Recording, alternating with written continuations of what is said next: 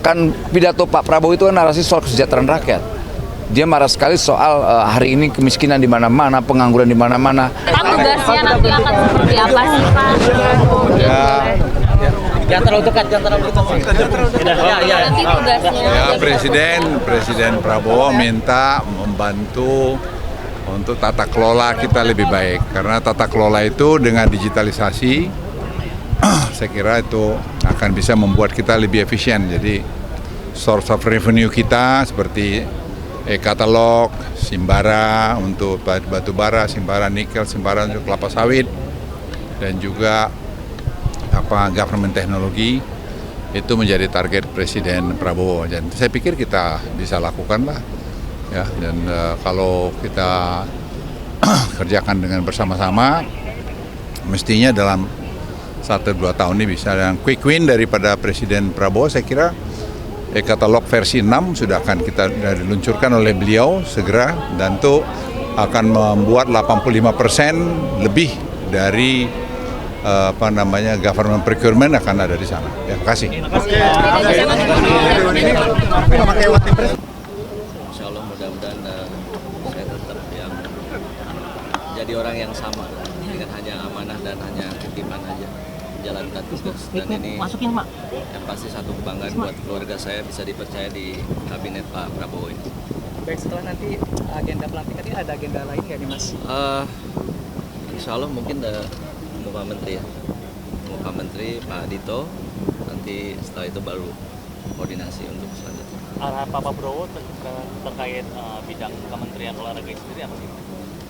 Prestasinya ingin lebih meningkat lagi, seperti dulu saya juara Olimpik, dan Olimpik tahun ini kan dapat 2 medali emas. Mudah-mudahan bisa lebih daripada itu, dan diingatkan selalu saya bisa bekerja maksimal. Belum, saya ikut arahan Pak Menteri nanti. Koordinasi dulu, jangan sampai saya mendahului nanti karena beliau bos saya. Oke, jadi untuk keliling-keliling kantor, kenal-kenalan dengan staf-staf kantor di Menpora belum? Insya Allah besok. Besok. Insya Allah besok. Tapi terkait dengan komentar pemberantasan korupsi kan 2020 lalu kan sempat diperiksa kasusnya Pak Imam Nahrawi, Pak. Bahwa bilang ada tikus lah katanya di Kemenpora itu. Bulan berapa nanti akan udah dibilangin. Di internal ada petugasnya. Saya membenahi olahraga aja. Itu aja yang pasti ya, pengembangan olahraga. Makanya untuk lebih lanjutnya saya akan koordinasi, saya akan bicara juga dengan Pak Menteri Pak Dito. Gitu. Tapi kalau langkah-langkah penugasan itu dalam perjalanan? Belum, makanya saya harus bicara dulu. Karena kan kita harus sinkron juga. Nggak mungkin saya jalan masing-masing, Pak Dito masing-masing. Karena di dalam ini kan mataharinya satu, Pak Dito ini kan. Jadi saya harus ikut arahan beliau seperti apa. Mudah-mudahan saya bisa diterima dan bisa kerjasama dengan Pak Menterinya sendiri dan yang lain-lain, Pak Sesmen, Pak Deputi itu. Insya Allah. Terima kasih.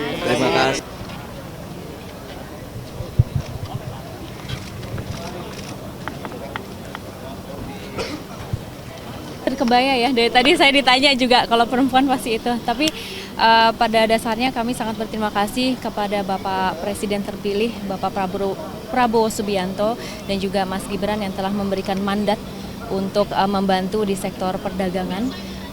Dan mudah-mudahan kita bisa, saya sebagai Wakil Menteri ya, bersinergi nantinya dengan Bapak Budi Santoso selaku Menteri Perdagangan.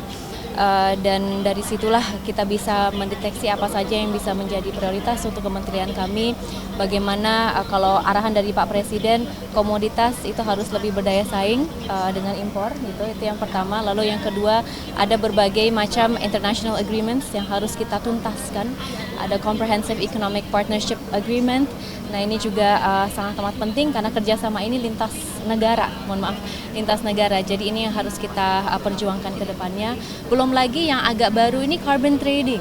Jadi carbon trading ini kan berkaitan mengenai perubahan iklim juga. Bagaimana kita bisa mengatasi permasalahan perubahan iklim karena dampaknya tentunya kepada manusia, tapi selebihnya juga terhadap pembangunan bangsa secara keseluruhan. Kita targetnya pertumbuhan ekonomi 8%. Tapi tentu itu semua tidak bisa terlaksanakan kalau kita tidak menjaga lingkungan kita dengan baik juga, gitu kan Mbak. Jadi ini yang menjadi prioritas ke depannya. Tentu semuanya akan kami komunikasikan komunikasikan. Saya siap berkolaborasi dengan Pak Menteri, siap arahan, dan mudah-mudahan kita bisa bersinergi demi memajukan bangsa dan negara Indonesia. This is my goal, insya Allah. Oke, terima kasih banyak. Thank you. Gimana Bang Muhammad tadi setelah dilantik? Ya lumayan lah ya, dikasih pengarahan bagus, dan kita semakin semangat untuk menguatkan narasi Pak Prabowo soal keberpihakan terhadap rakyat. Ada spesifik terkait dengan kementerian yang nanti akan dibantu? Ya pasti ada lah ya, apalagi terkait ketenaga kerjaan. Kita harus fokus soal ketenaga kerjaan, karena biar gimana pun yang namanya bekerja itulah hak konstitusi yang harus kita jaga. Kesejahteraan juga bagian dari demokrasi yang harus kita perjuangkan, karena demokrasi substansi itu bicara tentang kesejahteraan gitu loh. Kita bicara tentang substansi demokrasi ke depan. Jadi nanti soal isu-isu yang kemarin banyak PHK dan lain-lain itu juga akan menjadi perhatian dari Pak Iya dong. dan akan dilanjutkan di Itu udah pasti. Kan pidato Pak Prabowo itu kan narasi soal kesejahteraan rakyat. Dia marah sekali soal hari ini kemiskinan di mana-mana, pengangguran di mana-mana, dan itu fokus kita nanti. Gitu. Bang, tadi Pak Prabowo nggak ikut foto bersama? Pak Prabowo di dalam pelantikan foto bersama. Di Selasar. Iya, yang di Selasar saya nggak tahu tuh, kayak nggak ada Pak Prabowo-nya. Gitu. Deh, thank you terima kasih semua ya. Thank you. Ya boleh, boleh bareng maju-maju. Gimana Prof Stella setelah dilantik hari ini? Setelah dilantik siapa yang mendampingi? Ya, saya merasa sangat terharu atas kepercayaan dan amanah yang telah diberikan oleh Pak Prabowo, dan tentu saja dari para rakyat Indonesia. Terima kasih sekali, tugas saya sangat berat, tapi saya berjanji untuk mengemban tugas dengan sebaik-baiknya. Dan pembagian tugas bersama dengan wamen lain dan dengan Pak Menteri? Itu nanti Pak Menteri akan menjelaskan, tetapi tentu saja saya dengan Pak Menteri kebetulan memang sudah bekerja cukup lama bahkan sebelum ini, dan juga dengan Prof Fauzan sudah berbicara, dan kami siap menjalankan tugas. Ya, saya juga mau menyampaikan terima kasih kepada keluarga saya yang sangat mendukung saya. Hadir di sini adalah ayah saya, ini suami saya Bartek. Kita keluarga merah putih karena ini kebalik putih merah. Dia jadi merah putih. Putih merah. Ini anak saya Bayu, namanya Jawa. Iya. Tentu saja kami dari Kementerian Dikti, Sains dan Teknologi, fokus kami adalah yang sudah disampaikan oleh Pak Prabowo, diarahkan sumber daya manusia dalam segala jenjang. Dan dalam segala jenjang ini tentu saja pendidikan tinggi, tetapi juga bagaimana kita bisa mengeluarkan inovasi-inovasi baru. Hilirisasi tidak akan terjadi tanpa inovasi dari sains dan teknologi. Itu tentu saja adalah satu yang sangat penting yang kami harus galakan. Itu perlu dukungan dari sesama, baik dari kalangan yang langsung berada di pendidikan tinggi, tapi juga penting sekali dari kalangan masyarakat semuanya untuk membantu sains dan teknologi, dan perguruan tinggi, dan dari kalangan industri, dari setiap kalangan. Dari pemerintah kami akan bekerja sebaik-baiknya, memetakan yang sudah ada, memperbaiki yang sudah ada, dan tapi juga membuat banyak hal-hal yang bisa membangun negara ini dalam sains dan teknologi.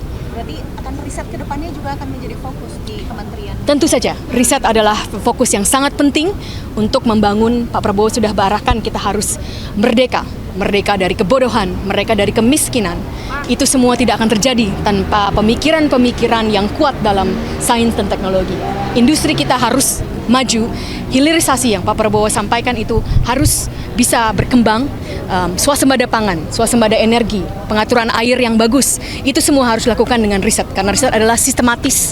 Bagaimana kita bisa mempunyai inovasi yang baru yang sungguh bisa ada manfaatnya, sungguh ada efeknya. Demikian. Bu Wamen, salah satu pesan yang dari kementerian sebelumnya adalah melanjutkan program Kampus Merdeka. Bagaimana pendapatnya? Kami tentu saja akan melanjutkan yang baik yang sudah ada. Ya, kami akan melanjutkan yang baik yang sudah ada. Kami akan teliti segala sesuatu yang sudah ada, dan kalau yang masih kurang akan kami perbaiki. Tapi kami tentu saja akan melanjutkan. Terima kasih. Mohon doanya. Terima kasih.